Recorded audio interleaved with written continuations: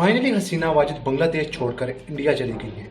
आखिर ऐसा क्या हुआ कि 15 साल लगातार प्राइम मिनिस्टर रहने के बाद हसीना वाजिद को अपने ओहदे से रिजाइन करना पड़ा। इन दिनों बांग्लादेश के हालात बहुत ही प्रॉब्लमेटिक हो चुके थे।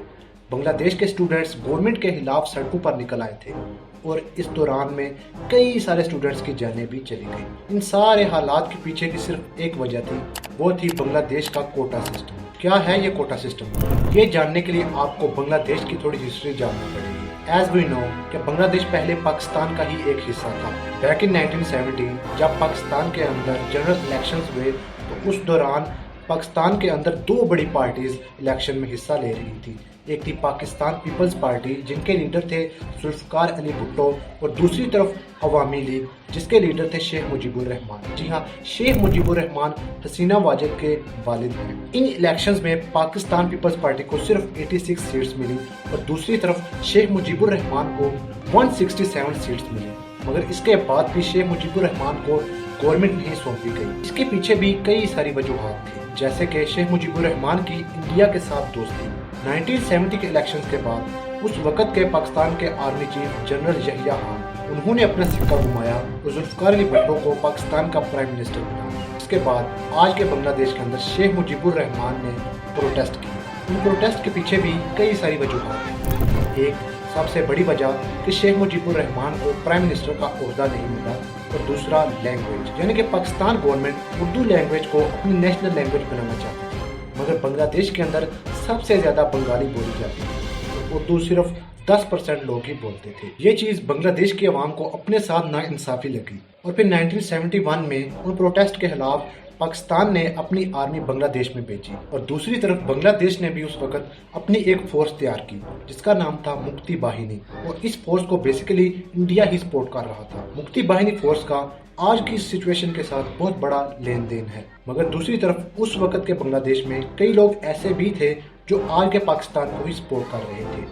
और उन लोगों में से ही एक फोर्स बनी जिसका नाम दिया गया रजाकार और वो आज के पाकिस्तान की आर्मी का साथ दे गई। फाइनली 1971 में बांग्लादेश पाकिस्तान से जुदा हो गया और बांग्लादेश एक बिल्कुल अलग मुल्क बन गया और शेख मुजीबुर रहमान को बांग्लादेश का प्राइम मिनिस्टर बना दिया गया। प्राइम मिनिस्टर बनने के फौरन बाद ही शेख मुजीबुर रहमान ने अपनी गवर्नमेंट के अंदर एक कानून पास किया। इस कानून के मुताबिक बांग्लादेश की गवर्नमेंट जॉब्स के अंदर 30% कोटा उन लोगों को दिया जाएगा जिन्होंने बांग्लादेश को आज़ादी दिलवाने में मदद की थी, यानी कि फ्रीडम फाइटर्स। और कई सालों तक ऐसा ही चलता गया। साल 2018 में बांग्लादेश की गवर्नमेंट ने इस कोटा को लेकर एक और कानून पास किया, वो ये कि जो फ्रीडम फाइटर्स के बच्चों को उस कोटा के अंदर 30% जॉब्स का कोटा मिल रहा था, अब उनके भी बच्चों को आगे 30% कोटा मिलेगा, यानी कि फ्रीडम फाइटर्स के ग्रैंड चिल्ड्रंस को। और ये बात स्टूडेंट्स को बहुत ही नापसंद लगी, जिसकी वजह से 2018 में भी बांग्लादेश के अंदर प्रोटेस्ट हुए।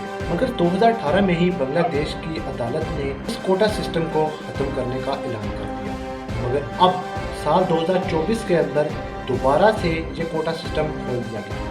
वो इसलिए कि जब से कोटा सिस्टम 2018 के बाद से बंद हुआ था, कुछ लोगों ने इस कोटा सिस्टम को दोबारा खोलने के लिए केस कर दिया था और 2024 में उन्हीं लोगों की बात मान ली गई और कोटा सिस्टम दोबारा से ओपन कर दिया गया। सो बांग्लादेश के स्टूडेंट अब सड़कों पर निकल आए और उन्होंने मांग की कि इस कोटा सिस्टम को बंद किया जाए। मगर शेख हसीना वाजिद ने एक बहुत ही जज्बाती फैसला लिया। उसने फोर्सफुली इन स्टूडेंट्स को रोकना चाहा, मगर वो ये नहीं जानती थी कि फोर्सफुली स्टूडेंट्स को रोकने के बाद और भी ज़्यादा स्टूडेंट्स जोश में आएंगे। इन प्रोटेस्ट के अंदर कई स्टूडेंट्स की जानें चली गई, जिसके बाद अदालत की तरफ से हुक्मनामा आया कि हम कोटा सिस्टम को बंद कर रहे हैं। मगर अब स्टूडेंट्स की मांगे और भी बढ़ चुकी थी। स्टूडेंट्स का कहना था कि अब शेख हसीना वाजिद को माफ़ी मांगनी होगी और रिज़ाइन करना होगा। स्टूडेंट्स डट कर खड़े रहे और उन्होंने आखिरकार अपनी मांगे मनवा कर ही दम लिया।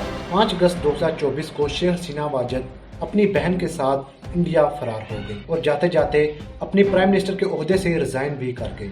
शेख हसीना वाजिद के बांग्लादेश से फरार होने के फौरन बाद ही लोगों ने शेख हसीना वाजिद के घर के ऊपर कब्जा कर लिया और प्राइम मिनिस्टर हसीना वाजिद के घर के फर्नीचर, टीवी और यहाँ तक के शेख हसीना वाजिद के अंडर गारमेंट्स को भी चुरा लिया। इसे हम चुरा लिया नहीं कहेंगे क्योंकि ये सारी चीज़ें कैमरा के ऊपर रिकॉर्ड की गई थी और स्टूडेंट्स खुशी खुशी खुद को दिखा रहे थे कि हमने शेख हसीना वाजिद को हरा दिया है। आखिरकार स्टूडेंट्स ने मिलकर शुगर के सजदे अदा किए। राइट नाउ बांग्लादेश के ऊपर बांग्लादेश की आर्मी ने पूरा कंट्रोल ले लिया है और बांग्लादेश की आर्मी का कहना है कि हम पॉलिटिक्स के अंदर जरा भी इंटरफेयर नहीं करेंगे। ये थी टोटल सिचुएशन बांग्लादेश की। अगर आपको वीडियो इन्फॉर्मेटिव लगी हो तो मेरे चैनल को सब्सक्राइब करने के साथ इस वीडियो को लाइक भी करें।